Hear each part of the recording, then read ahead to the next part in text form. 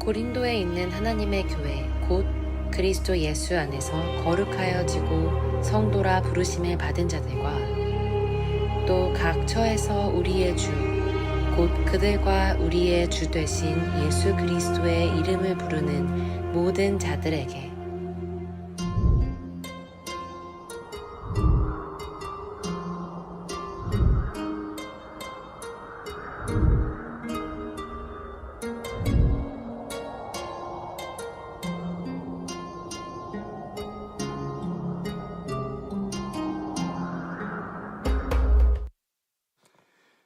네, 살아가는 청년 여러분 반갑습니다. 여러분 한 주간 잘 지내셨나요? 예, 오늘도 한 3분 정도 대답해 주시는데 잘 지내셨어요?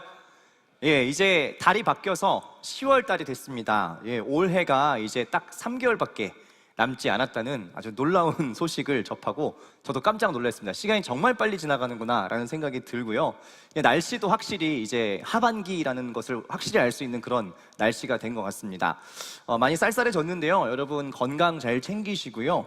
또 여러분들의 한 해의 남은 삶들도 또 차분히 잘 정리하시고 또 새로운 계획들도 잘 세워나가는 좀 그런 소중한 시기가 됐으면 좋겠습니다. 오늘 좀 같이 인사하면서 시작하면 좋겠는데요. 예, 늘 드리는 인사죠. 우리 가볍게 주먹을 주시고 앞뒤 저에 계신 분들과 주먹을 좀 마주치시면서 인사하도록 하겠습니다. 형제분들은 요 형제요, 자매분들은 자매요. 예, 온라인으로 예배하시는 분들은 예, 화면을 터치하면서 요 목사님 이렇게 인사해 주시면 되겠습니다. 함께 인사할까요? 요 형제요, 요 자매요.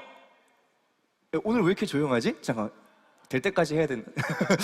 예, 우리가 9월 한 달 동안요 어떤 주제로 말씀 나누는지 기억나십니까?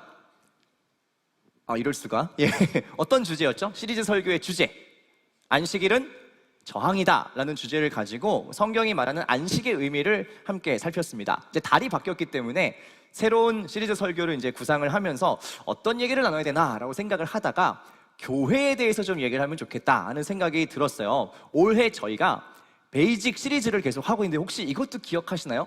네, 여러분 잘 기억이 안 나셔야 제가 좀 더 할 얘기가 당당하게 있는데 화면 한번 보시면 5월 달에 우리가 복음 다시 듣기라는 주제로 우리가 믿는 바 기독교의 복음이 무엇이냐 하는 것을 5주간 살펴봤습니다. 그 다음 달에는 성경 베이직이라는 주제를 가지고 성경이 어떻게 우리에게 전해졌는지 또 구약과 신약의 핵심 메시지는 무엇인가 이런 것들을 함께 다뤘었습니다. 그리고 7월 달에는요 신앙 베이직이라는 주제로 신앙생활 하면서 중요한 5가지 요소들을 우리가 함께 정리하는 시간을 또 가졌었습니다.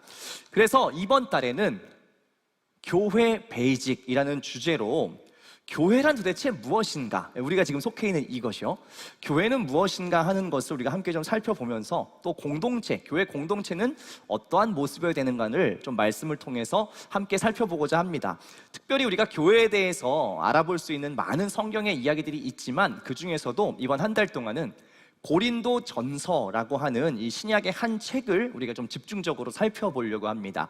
여러분들에게도 굉장히 도움이 되는 시간이 될 것 같고요. 말씀을 준비하는 저희 교역자들도 이 고린도 전서 본문을 묵상하면서 공동체에 대해서 조금 더 깊이 고민하는 그런 시간을 보내고 있습니다. 오늘은 첫 번째 시간으로 경쟁을 무너뜨리는 십자가의 역설이라는 제목으로 고린도 교회에서 일어난 한 가지 사건을 우리가 같이 좀 주목하면서 말씀을 나눠보고자 합니다. 우리가 고린도 전서라고 하는 이 책을 살펴보려면요 일단 무엇에 대한 정보를 좀 알 필요가 있을까요? 고린도 전서. 이 고린도 전서라는 그 5글자의 의미는 아시나요? 설명해 드릴게요. 예, 고린도는 무슨 이름인가요? 지명이에요. 지명이고 전서라고 하는 것은 앞부분, 예, 앞에 거, 전서 이런 뜻이고, 그럼 뭐가 또 있을까요? 한 세트로 후서가 있겠죠, 그죠? 성경책을 보시면 고린도 전서, 후서 이렇게 한 세트로 되어 있습니다. 고린도는 이제 지명이다라고 말씀을 드렸는데 이 고린도라고 하는 지역에 대한 정보가 일단 우리에게 조금 필요해요. 왜냐면 여러분 여행을 가시려고 해도 다 찾아보시잖아요. 어디에 있고 뭐가 맛집이고 다 검색을 하시는데 이 고린도 전서에 대해서 한 달 얘기할 거기 때문에 기본적으로 고린도라고 하는 이 도시, 이 배경을 우리가 조금 이해할 필요가 있습니다. 자, 질문 한번 해볼게요. 고린도 어느 나라의 도시인가요? 아시는 분? 단 한 명도 없다고요? 여기서? 자, 진짜 모르세요? 고린도 어느 지역, 어느 나라의 한 도시예요. 아시는 분? 아, 그렇군요. 이게 굉장히 설교 안에 자신감이 막 솟구칩니다. 아무도 모르기 때문에 제가 당당하게 설교를 할 수 있을 것 같아요. 고린도는요, 지금의 그리스, 그리스에 있는 항구 도시입니다. 근데 현대 지명으로는 아마 여러분들이 혹 모르신다면 아마 현대 지명과 이 성경에 기록된 이름이 살짝 다르기 때문일 수 있는데요. 현대 지명으로는 코린트 혹은 코린토스라고 합니다만 여전히 모르시는 표정이에요. 예, 감사합니다. 그리스의 항구 도시인데요. 대략적인 이 도시의 특징을 제가 몇 가지를 좀 정리를 해봤습니다. 인구는요, 그 당시 한 60만 명 정도가 살았다고 합니다. 꽤 큰 도시고요. 지금 60만 명이면 한 인천 정도의 규모가 되는 항구 도시가 되겠습니다. 그리고 그 당시 그리스의 수도였던 그리스의 수도 아테네보다 훨씬 더 실제적으로 큰 도시였다고 해요. 그러니까 수도는 아니지만 실제적인 면에서는 훨씬 더 규모가 있고 사람들이 많이 오가는 도시였다고 하고요. 그리고 처음에는 그리스의 땅이었죠, 당연히. 근데 로마가 점령을 했던 시기가 있었고 그 점령했을 때 로마의 총독이 거주하면서 더 관리하고 발전시킨 계획 도시였습니다. 중요한 거는 지리적으로 항구 도시예요. 항구 도시이다 보니까 지리적으로나 경제적으로나 굉장히 요충지, 수많은 문화들이 오가는 그런 지역이 고린도였고요. 그러다 보니까 종교적으로도 다신교적인 문화가 아주 강력했습니다. 그리고 뭐 여신 숭배를 한다든지 종교적인 이런 혼합주의가 굉장히 발달해 있는 도시였습니다.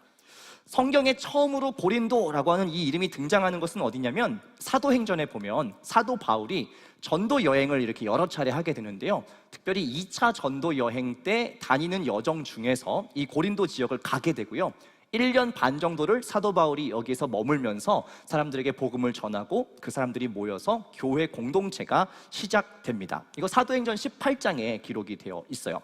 그럼 우리가 한 달 동안 살펴볼 이 고린도 전서라고 하는 책은 언제 쓰여졌냐면 그 다음 3차 전도 여행을 바울이 하고 있을 때에 고린도가 아닌 에베소라고 하는 지역에 있었어요. 근데 고린도 교회의 여러 가지 소식, 2차 전도 여행 때 세워두었던 그 공동체에 여러 가지 일들이 있다는 소식을 듣고 지금 당장 몸이 갈 수 없기 때문에 편지를 적어서 그 모든 문제와 상황들에 대응을 하는 그 책이 우리가 지금 보고 있는 고린도 전서가 되겠습니다. 자, 여기까지의 정보를 한번 여러분들이 좀 살펴보시면 대략 어떤 도시라는 느낌이 드시나요? 뭐 좀 짧게 요약하면 어떤 도시일까요? 네, 굉장히 좀 세속화되고 화려한, 많은 사람들이 오가고 많은 문화들이 복합적으로 뒤엉켜 있는 그러한 도시다라고 말할 수가 있겠습니다. 그리고 사도 바울은 그 도시 한복판에 교회 공동체를 세워두었습니다. 그런데 아니나 다를까 이 교회가 그 수많은 세속 가치들의 영향을 굉장히 많이 받게 돼요. 그러면서 교회 공동체 안에서 상당히 심각한 문제들이 펑펑 터지기 시작합니다. 사도 바울도 그래서 이 문제를 해결하려고 급하게 편지를 써서 고린도 교회에 보낸 것인데요.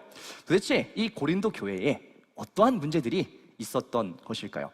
저는 고린도전서를 이렇게 쭉 읽으면서 어떤 느낌이 드냐면 이게 교회냐 이런 생각이 솔직히 듭니다. 여러분들도 하나하나 자세히 이제 살펴보시고 읽어보시면 굉장히 충격적인 일들을 만나게 돼요. 정말 그 마음이 똑같이 드실 거예요. 이게 교회인가 이런 생각이 들 거예요. 도대체 교회에서 이런 일이 일어난다니 하는 그런 일들이 줄줄이 일어나기 시작하죠. 그 중에서 제가 몇 가지만 정리를 해봤어요. 우리가 5주 동안 설교할 그 토픽만 뽑아봤는데 이것만 봐도 사실 굉장합니다. 첫 번째는 파벌 싸움이 일어나요. 파벌 싸움. 교회 안에서 막 이 파를 이뤄가지고 누가 낫네 이러면서 막 싸우는 분열이 일어나게 되고요. 또 음행의 문제가 교회 안에서 굉장히 심각하게 일어납니다. 음란한 행위, 성적인 타락 이런 일들이 막 벌어지는데 사도 바울의 표현을 빌자면 세상 사람들도 하지 않는 짓들이 일어난다라고 이야기를 할 정도입니다. 또 우상의 제물, 우상에게 바쳐진 제물을 먹어도 되냐 아니냐 이런 문제를 가지고 막 논쟁이 붙고요. 또 누군가는 거기에서 막 시험에 빠지기도 합니다. 또 어떤 문제가 일어나면 불공정의 문제가 일어나요. 그 교회 공동체 안에서 좀 돈이 많고 지위가 높은 사람도 있었고 가난하고 약한 사람도 있어서 이 사람들 간의 어떤 불균형의 문제, 불공평의 문제 이런 것들도 막 일어나고요. 마지막으로는 부활에 대한 신앙을 이상하게 갖고 있어서 고린도 사람들의 이 신앙생활의 모습이 전혀 그리스도인답지 않은 이런 일들도 벌어지게 됩니다. 몇 가지만 뽑았는데도 굉장히 좀 심각한 듯한 인상이 있죠. 이런 다양한 문제들이 막 팡팡 터지는데 이런 얘기들을 전해 들은 거예요. 에베소에 있는 사도 바울이 전해 듣고 황급히 편지를 쓴 것이죠. 저는 과연 사도 바울이 어떤 마음으로 이 고린도 교회에 편지를 썼을까 하는 생각을 잘 해보면 아마 이런 마음이 아니었을까 하는 생각이 듭니다. 한 1년 전, 이미 시간이 좀 많이 지난 드라마긴 하지만 이 대사 굉장히 여러분 다 기억하고 있는 대사죠. 아마 이 오일남 선생님께서 하셨던 이 대사가 마음에 떠오르지 않았을까. 이러단 다 죽어! 이런 마음으로 이게 한 편지를 써가지고, 정말 다 죽거든요, 이렇게 계속 내비두면. 그래서 정말 심각한 마음으로 사도 바울이 이 편지를 쓰지 않았을까 하는 생각을 해봅니다. 자, 그러면 오늘 우리가 살펴볼 첫 번째 문제가 뭐라고요? 파벌 싸움이 교회에서 일어납니다. 파벌 싸움, 막 그룹을 지어서 파이트가 일어나게 돼요. 먼저 어떤 상황인지를 파악해 봅시다. 고린도전서 1장 10절의 말씀을 우리가 먼저 같이 읽으면 좋겠습니다. 함께 읽겠습니다. 형제들아, 내가 우리 주 예수 그리스도의 이름으로 너희를 권하노니 모두가 같은 말을 하고 너희 가운데 분쟁이 없이 같은 마음과 같은 뜻으로 온전히 합하라. 사도 바울이 이렇게 편지를 시작합니다. 형제들아, 내가 주 예수 그리스도의 이름으로 너희를 권한다. 무슨 말이냐면 너희 좀 이 말 좀 들어야 되겠다라고 이야기를 해요. 그러면서 아주 단도직입적으로 이렇게 말하는 겁니다. 너희 좀 같은 말을 해라 라고 이야기합니다. 그리고 분쟁 없이 좀 한 마음이 되라, 이렇게 이야기를 해요. 제가 봤을 때 고린도전서를 쓴 이 사도 바울의 필체는 대략 이렇게 보면 이런 느낌이에요. 이게 빠꾸가 없어요. 그냥 막 있는 대로 막 다 얘기합니다. 그냥 스트레이트하게 다 얘기하는데, 직진 사도 바울 선생이라고 막 그냥 본론부터 다 얘기합니다. 이렇게 얘기하는 거예요. 야, 싸우지 마. 왜 이렇게 싸워? 라고 이야기를 하는 겁니다. 그렇게 말한다는 건 뒤집으면 뭐예요? 지금 싸움이 엄청나게 일어나고 있다라는 이야기입니다. 분란이 막 일어나고 있다는 거예요. 그 분쟁의 내용이 무엇이냐? 11절과 12절의 말씀이에요. 같이 한번 읽어보겠습니다. 시작. 내 형제들아, 글로이의 지편으로 너희에 대한 말이 내게 들리니 곧 너희 가운데 분쟁이 있다는 것이라. 내가 이것을 말하거니와 너희가 각각 이르되 나는 바울에게, 나는 아볼로에게, 나는 게바에게, 나는 그리스도에게 속한 자라 한다는 것이니. 상황이 이렇다는 거예요. 사도 바울이 글로에라고 하는 사람에게 이 소식을 전해 들었어요. 보니까 고린도 교회 사람들이 파벌을 지어서 엄청 싸우고 있다라는 겁니다. 어떤 파벌을 만들었냐면, 어떤 그룹은 나는 바울에게 속한 사람이야, 난 바울파, 이렇게 얘기를 하고요. 어떤 사람들은 나는 아볼로에게 속한 사람이야, 난 아볼로파. 또 옆에 있는 사람들이 이렇게 얘기하죠. 나는 게바, 베드로에게 속한 사람이 난 베드로파, 이렇게 얘기를 합니다. 또 어떤 사람들은 그 세 그룹을 손가락질하면서 아이고 쯧쯧, 나는 예수님께 속한 사람이지 난 그리스도파, 이렇게 얘기를 합니다. 여러분, 네 가지 파벌 중에 어디가 제일 정답인 것 같으세요? 왠지 모르게 그리스도파가 조금 더 괜찮아 보이죠. 왜냐하면 그리스도니까, 그죠? 근데 아니에요. 그냥 네 가지 다 잘못됐어요. 왜 이렇게 파가 나뉘었냐? 자기에게 복음을 전해준 사람들이 다 틀렸던 거예요. 누군가는 사도 바울에게 복음을 듣고 세례를 받았고, 누구는 아볼로에게 복음을 전해 듣고 세례를 받았어요. 또 누군가는 베드로를 통해서. 근데 이것들을 사실 다 같은 내용이잖아요. 근데 내가 받은 세례가 더 귀한 것 같아, 내가 받은 복음이 좀 더 정확한 것 같아, 이런 이야기를 하면서 서로 비난을 하기 시작했다라는 것입니다. 근데 이게 교회를 흔들 정도의 큰 분쟁으로 점점 번지기 시작하는 거예요. 저는 이 모습을 보면서 참 죄송하지만 뭔가 데자뷰 같은 느낌이 들더라는 것이죠. 어디서 많이 봤는데, 이런 모습을. 어디서 봤나 생각해 보니까 우리가 살아가는 이 시대와 교회 안에서도 이러한 일들을 사실은 꽤 흔하게 볼 수 있다라는 것이죠. 여러분들도 이미 경험을 하셨을 수도 있고, 저도 경험을 했던 것 같고, 그리고 현재 그 경험을 진행 중이신 분들도 혹시 계실지 모르겠습니다. 교회를 같이 다니고 신앙생활 하지만 저건 아닌 것 같은데, 저 사람 좀 이상한데, 야 저거 좀 이상하지 않냐? 나도 그렇게 생각하는데, 이러면서 뭔가 무리가 지어져서 서로 비난하는 이런 모습들, 우리 안에도 사실은 있지 않냐라는 것이죠. 있는 것 같습니다. 저에게도 그럴 때가 있는 것 같고요. 아무튼 이 고린도 교회나 우리가 지금 몸담고 있는 이 시대의 교회나 이런 분열의 문제, 분파의 문제 얼마든지 많이 있는 것 같습니다. 특별히 여러분, 그 한국 교회에는요, 이 존재하는 방식 자체가 사실은 수많은 분열과 갈등의 결과물이에요. 이게 좀 사실 부끄러운 이야기지만, 예전에 제가 교회를 다닌 지 얼마 안 된 초신자 청년에게 이런 질문을 받은 적이 있었습니다. 이렇게 물어본 거예요. 목사님, 교단이 뭐예요? 교파는 또 뭐예요? 이렇게 물어보는 겁니다. 그 장로교는 뭐고, 순복음은 뭐고, 감리교는 뭐고, 침례교는 뭔가요? 왜 다 다르죠? 라고 물어보면서, 그리고 통합은 뭔가요, 목사님? 합동은 뭐예요? 우리 교단은 뭐예요? 막 이렇게 물어보는 거예요. 그래서 나름대로 막 설명을 이렇게 해줬어요. 근데 다 듣더니 그렇구나 라고 하면서 뭐라고 했냐면, 근데 다 똑같이 기독교인데 왜 이렇게 복잡하고 다 나눠졌어요? 라고 얘기를 하는 겁니다. 근데 그 얘기를 딱 듣는데 너무 갑자기 이렇게 탁 찔린 듯이 아픈 거예요. 되게 부끄러웠어요. 그 청년의 그 질문이 뭔가 이 막 준엄한 하나님의 말씀처럼 들렸어요. 왜 이렇게 나눠져 있지? 라는 그 말이요.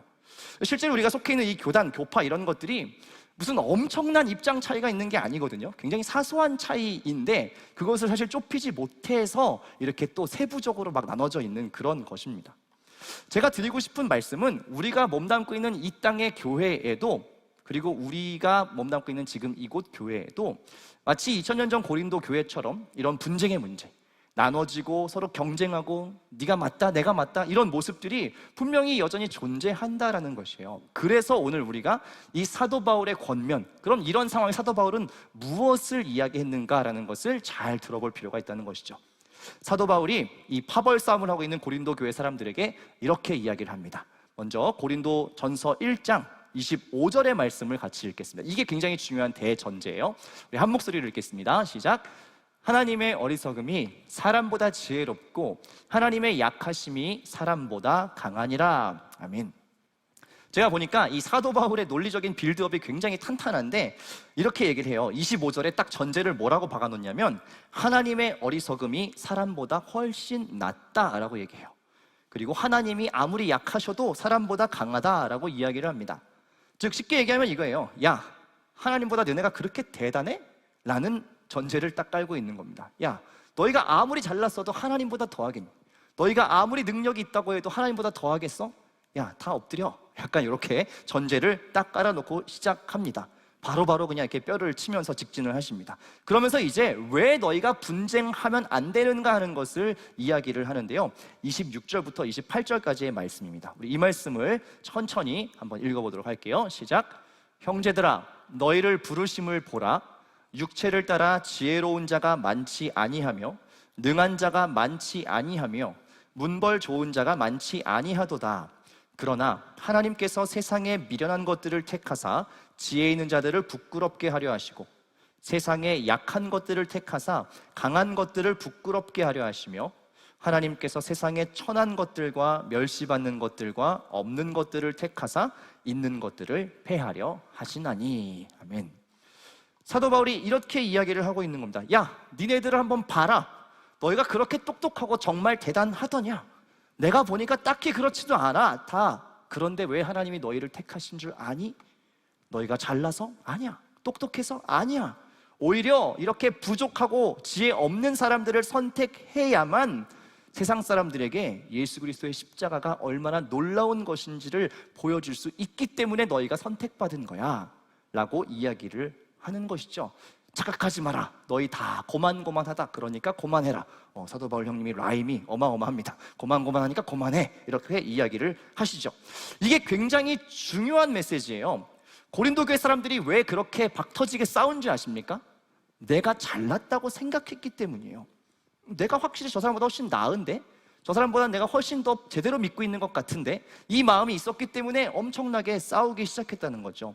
그 얘기를 다시 말하면 사도 바울이 지금 얘기한 이 예수님의 십자가의 의미가 무엇인가를 이 고린도 교회 사람들은 제대로 알지 못했다는 것입니다. 제가 요건 뒤에 가서 한 번 더 정리를 해드릴게요. 사도 바울이 결론적으로 이렇게 이야기를 해요. 아주 깔끔한 결론이에요. 29절의 말씀을 한 목소리로 함께 읽겠습니다. 시작. 이는 아무 육체도 하나님 앞에서 자랑하지 못하게 하려 하심이라. 아멘. 무슨 말입니까? 야, 고만고만한 것들끼리 이제 그만 나대라 라고 사도 바울이 아주 깔끔하게 정리를 하고 있습니다. 저는 이 짧은 사도 바울의 이 한마디, 아무 육체도 하나님 앞에서 자랑하지 못하게 하려 하심이다 라는 이 이야기가 정말 중요한 메시지라고 생각합니다. 왜 자랑하지 말라는 걸까요? 왜 자랑할 수 없다고 사도 바울은 이야기할까요? 왜냐하면 십자가의 구원, 그 사건이 어떠한 자격 조건이 있어서 받은 것이 아니기 때문에 그렇습니다. 값없이 그냥 주어진 것이에요.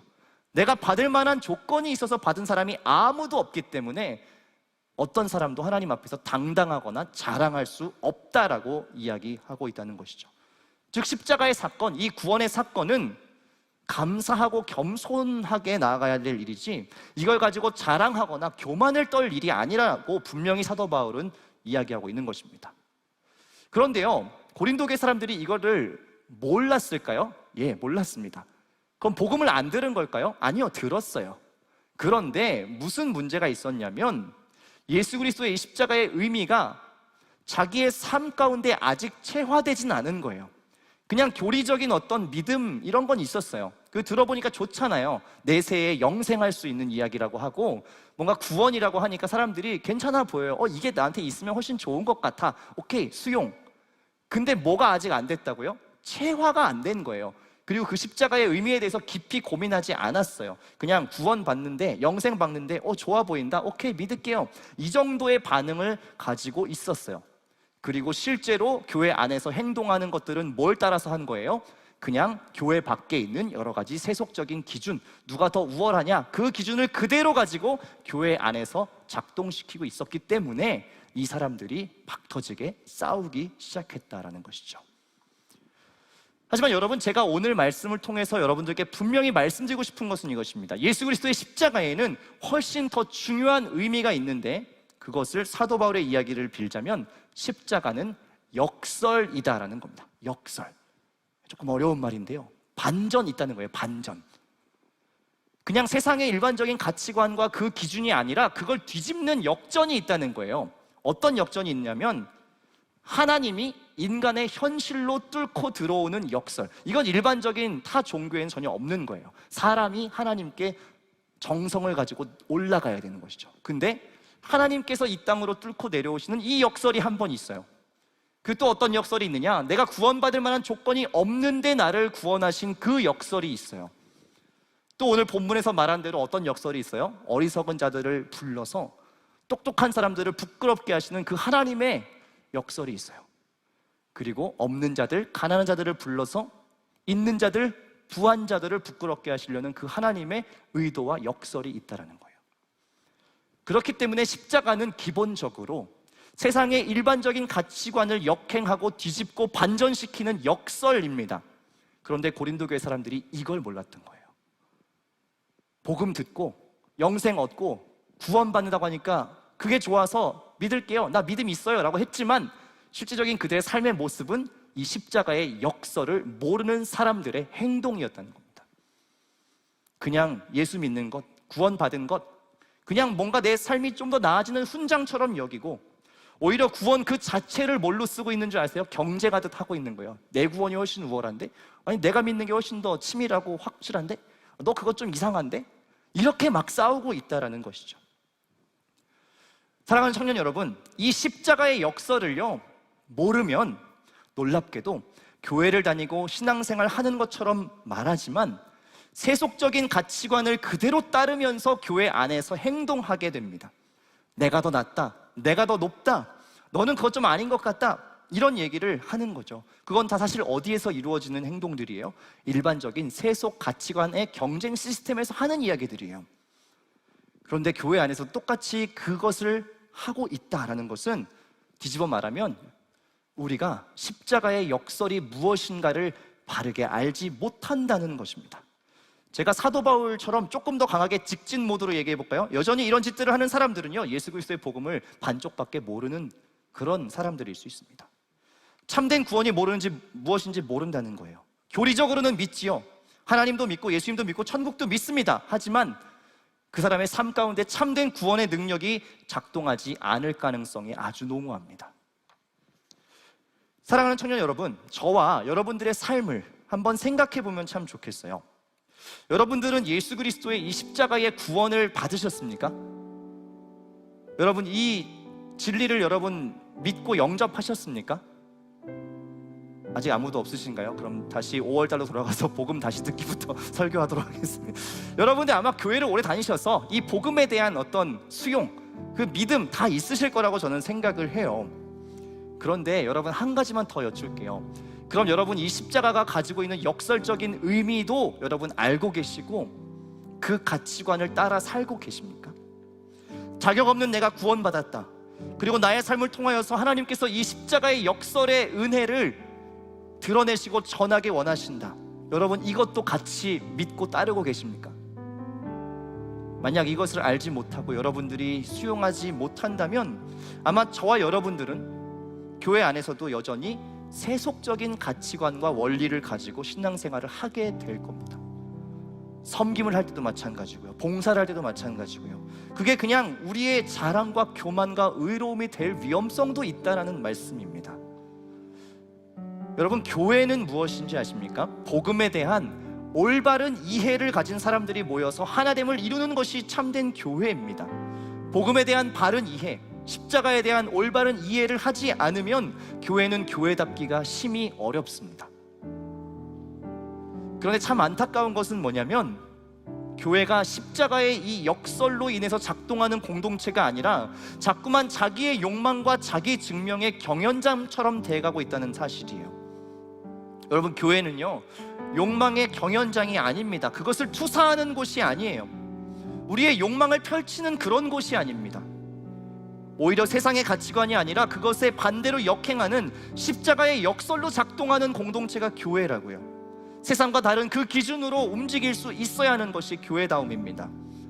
그런데 오늘날의 교회는요 여전히 이 안에서 세속적인 가치관을 그대로 작동시킵니다. 경쟁하고요, 자아실현을 위해서 교회를 이용하고요, 교회 안에서 무언가를 감당함으로 자기 증명의 수단을 삼으려고 하고요, 오히려 신앙의 이름을 빙자해서 예수 그리스도의 이름을 나의 신앙에 이용해서 오히려 교회답지 못한 여러 가지 모습들을 버리고 있다는 사실이죠. 우리가 십자가의 역설을 놓치는 순간 교회는 타락하고 세속화될 수밖에 없습니다. 세상의 가치관이 다 자연스럽게 들어와서 십자가의 역설들을 다 대체해버릴 것입니다. 그러면 고린도 교회처럼요 파벌 싸움, 음란의 문제, 차별과 배제의 이런 문제들, 그런 것들이 아무렇지도 않게 일어나게 되는 것이죠. 왜요? 세속적인 가치관으로 작동하고 있거든요. 그것은 교회가 아닙니다. 청년 여러분, 교회는요 우리의 욕망의 투사처가 아닙니다. 이것을 여러분 잊지 말아 주십시오. 주님께서 피값 주고 사신 이 몸된 교회는 그러한 것을 위해서 존재하는 것이 아니에요. 오히려 우리가 하나님 안에서 어떤 존재인가를 끊임없이 확인하고 이 놀라운 역설이 우리에게 얼마나 한 줄기 소망인가 하는 것을 기억하고 또 그것을 우리 안에 나누고 흘려보내는 곳이 교회 공동체입니다. 어쩌면 첫 주부터 너무 여러분께 무거운 이야기를 하는지도 모르겠습니다. 한 목사님께서 자꾸 본인만 매운맛을 해야 돼서 좀 안타까워하신 것 같아서 제가 이번 주엔 조금 총대를 맸습니다.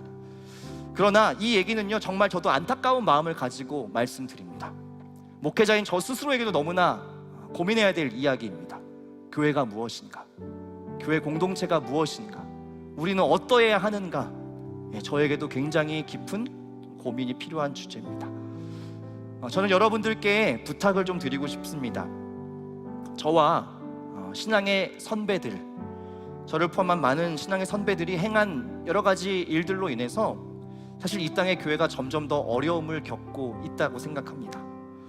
하지만 부탁드리는 것은 여러분들이 바른 신앙의 가치관을 가지고 이 시대와 교회를 정말 잘 읽어낼 수 있었으면 좋겠어요. 그래서 정말 교회다운 교회, 그리스도의 복음과 이 십자가의 역설의 의미가 살아서 작동하는 그런 교회를 우리가 참 경험할 수 있었으면 좋겠습니다. 그리고 그것은 그냥 바램만 있다고 되지 않고요, 우리가 주의 말씀이 무엇인지 끊임없이 생각하고 그 의미가 무엇인지 깊이 고민하고 또 그것을 우리가 살아보려고 애쓸 그때에 우리에게 선물처럼 주어질 수 있습니다. 그냥 저 혼자 여기서 막 목소리를 높인다고 되는 것이 아니고요, 그냥 리더십 몇 사람이 열심히 수고한다고 되는 것이 아니고 우리가 함께 마음을 모아서 정말 좋은 공동체, 좋은 교회, 정말 성경이 말하고 하나님이 기뻐하는 교회다운 교회 만들기 원하는 그 사모함이 있을 때에 하나님께서 그 길로 우리를 잘 인도하실 겁니다. 부탁드리는 것은 우리 안에 있는 이 수많은 욕망들을 발산하고 해소하는 그런 곳이 아니라 예수 그리스도의 십자가의 원리대로 낮아지고 또 겸손하게 나보다는 남을 위하여 살아갈 수 있는 그런 참된 교회 공동체가 되면 좋겠습니다. 오늘 이 말씀을 가지고 여러분들의 삶과 또 우리 청년부 공동체를 우리가 잘 성찰하고 돌아보면 좋겠어요. 그리고 그 안에서 내가 정말 다시 새롭게 붙잡고 또 마음을 다시 다잡아야 할 것들이 있다면 우리 그것들을 가지고 또 오늘 기도하고 함께 하나님께 나아가면 참 좋겠습니다. 이 시간 우리 찬양할 때에 내가 주인 삼은이라는 이 찬양이요, 저도 청년 때 참 많이 부르고 부를 때마다 막 이렇게 눈물 콧물 흘리면서 불렀던 찬양인데 오늘 다시 한번 이 찬양을 좀 고백하고 싶습니다. 여러분들과 함께요. 우리가 정말 의지할 만한 것들, 오히려 더 따를 만한 여러 가지 세속의 가치관들이 우리의 삶과 신앙과 공동체 안에도 그렇게 자연스럽게 뿌리내리고 있지 않은지 돌아보면서 우리 이 찬양으로 다시 한번 좀 고백하면 좋겠습니다.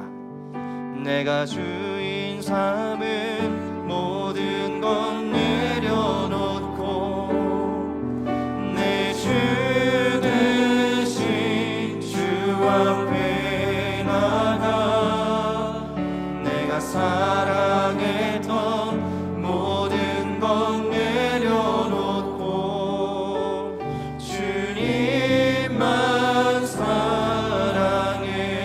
내가 주인 삼은 모든 것 내려놓고 내 주 대신 주 앞에 나가 내가 사랑했던 모든 것 내려놓고 주님만 사랑해. 주 사랑 거친 풍랑에도 거친 풍랑에도 깊은 바다처럼 나를 잠잠케 해. 주 사랑 내 영혼의 반석 그 사랑 위에 다시 한번 고백합시다. 내가 주인 삼은 모든 것 내려놓고 내가 주인 삼은 모든 것 내려놓고 내 주 대신 주 앞에 나가 내가 사랑했던 모든 것 내려놓고 주님만 사랑해. 주 사랑 거친 풍랑에도 깊은 바다처럼 나를 잠잠케 해. 주 사랑 내 영혼의 반석 그 사랑 위에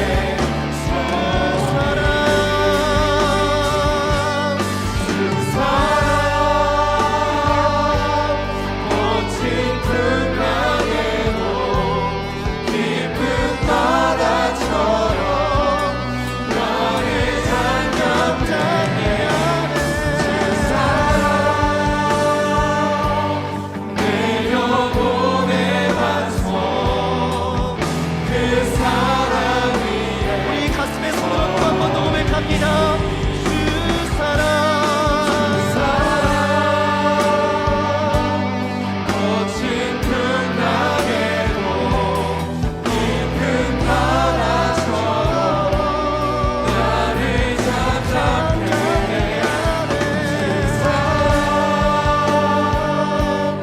내 영혼의 반석 그 사랑 위에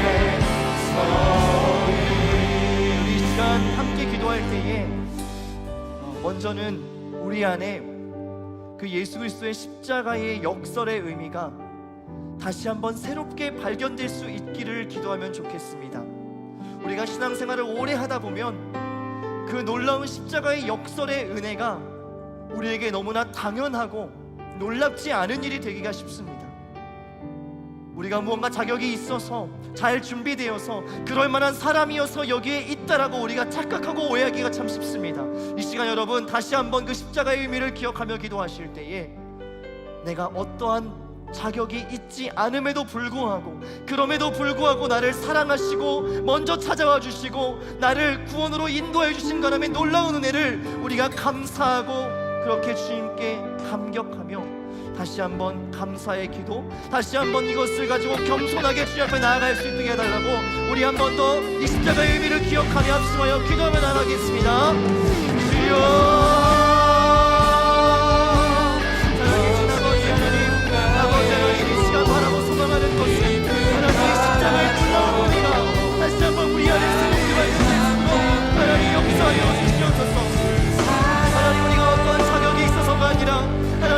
정말로 아무런 자격이 없지만은 하나님 우리가 어떠한 자격이 없지만은 하나님 우리를 있는 곳을 그대로 살아가셔서 하나님 우리가 이것 가운데 와 있다는 것을 기억하게 하여 주시옵소서. 까먹지 않게 하여 주시고 착각하지 않게 하여 주시고 하나님 우리에게 주신 그 놀라운 은혜로 말미암아 우리가 감사의 삶, 겸손한 삶, 하나님 자랑치 아니하는 삶, 하나님 교만하지 아니한 삶 살고 하나님 용서하여 주시옵소서. 아버지 하나님 이 은혜를 기억하지 아니하며 하나님 그 속속의 간수를 따라 살 수밖에 없습니다. 세상의 간수만들이 교회 공동체 안에 들어와 분열하고 반복하고 서로 분열하고 정죄할 수밖에 없습니다. 아버지 하나님 우리의 마음을 겸손하게 하여 주십시오. 우리의 마음을 겸손하게 하여 주십시오. 하나님 우리가 얼마나 자격이 없는 존재인 것들을 기억하게 하여 주십시오. 하나님 교회 공동체를 하나님 무엇과 자격이 있는 사람들이 아니라 어떠한 육체로 하나님 앞에 자라날 수 없는 하나님 그러한 존재들입니다. 우리가 다 죄인 되었을 때에 하나님 먼저 우리를 찾아오셔서 우리를 불쌍히 여기시고 긍휼히 여겨주셔서 우리를 하나님 삶의 그의 여정 가운데로 인도하셨습니다. 하나님 겸손하게 하여 주십시오. 하나님 교만하지 않게 하여 주십시오. 하나님 높아지지 않게 하여 주십시오. 하나님 자랑하지 않게 하여 주십시오. 우리 안에서 그런 성품이 있다면 받은 은혜를 기억하며 십자가의 의미를 생각하며 아버지의 다시 한번 새로운 마음을 알아주셔서 하나님 인도하여 주시옵소서. 함께 고백합니다. 주 사랑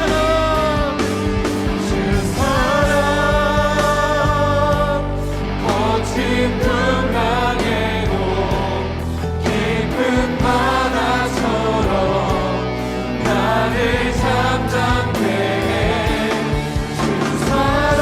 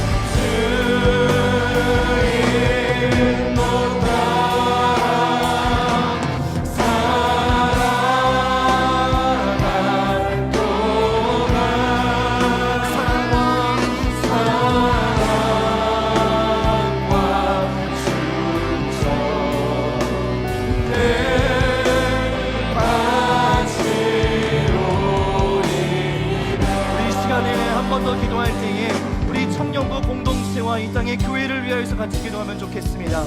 하나님 여전히 이 시대에도 우리 가운데 있는 여러 가지 분열의 문제, 또 경쟁하고 교만하고 높아져 있는 우리의 자아들을 하나님 앞에 겸손하게 내려올 수 있도록 인도하여 주시고 우리가 그 십자가의 길을 따르는 삶, 서로가 서로를 겸손함으로 사랑으로 인정하고 섬기는 그러한 참된 교회를 세우고 경험할 수 있도록 인도하여 달라고 우리가 속하 있는 청년부 공동체와 이 땅의 교회를 위해 함께 기도하며 나가겠습니다. 함께 기도합니다.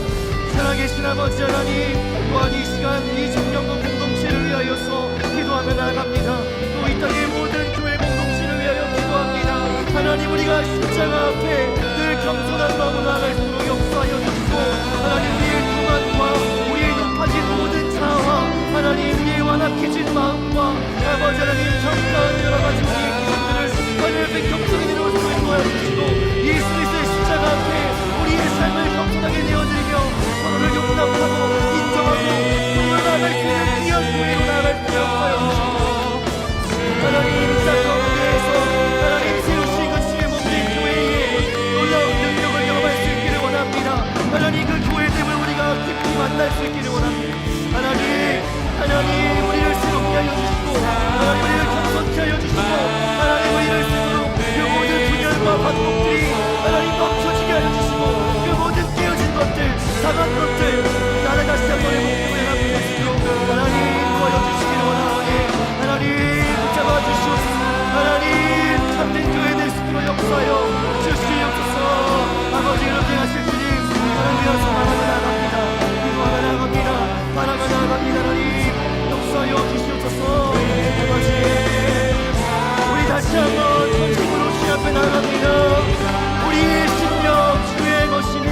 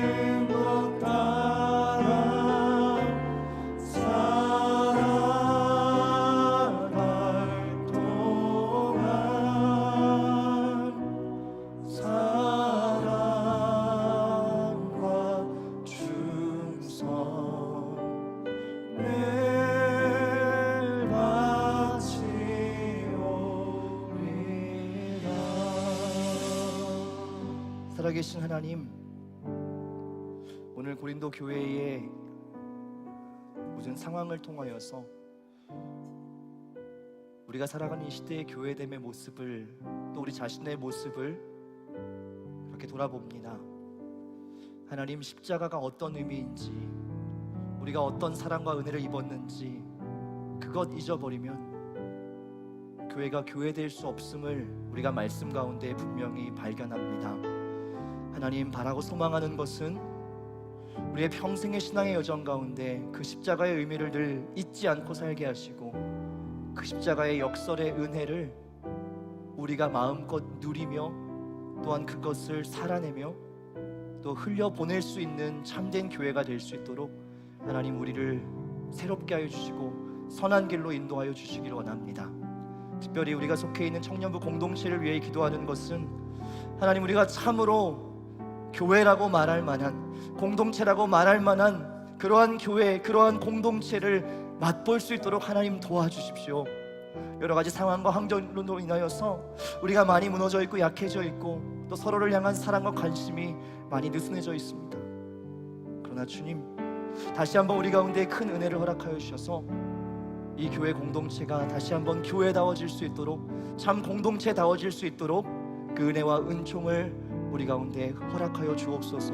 그것을 구하며 나아갑니다. 그것을 바라며 나아갑니다. 그리하여서 우리가 신앙생활 할 때에 그저 몸만 오가는 피상적인 그러한 관계, 그러한 신앙의 발걸음이 아니라 정말 이곳에서 하나님을 만나고 하나님의 사람들을 깊이 만나는 정말 교회다운 교회로 우리가 함께 지어져 갈 수 있도록 도와주시옵소서. 그렇게 행하고 인도하실 주님 기대하고 소망하며 감사드리며 살아계신 예수 그리스도의 이름으로 기도드립니다. 아멘. 이제는 어리석은 자들을 불러 지혜롭게 하시고 약한 자들을 불러 강하게 하시는 예수 그리스도의 십자가의 은혜와 이 땅에 교회를 세우시고 여전히 인도하고 지켜가시는 아버지 하나님의 신실하심과 우리로 하여금 받은 은혜를 새롭게 기억하며 겸손을 빼앗기지 않게 하시는 성령 하나님의 다스리심이 십자가 앞에서 나의 삶을 늘 돌아보며 교회됨을 위해 함께 애쓰고 수고하기를 소망하는 이 자리에 머리 숙인 모든 청년들의 삶의 자리 위에 이제로부터 영원까지 함께 하시기를 간절히 축원하옵나이다. 아멘.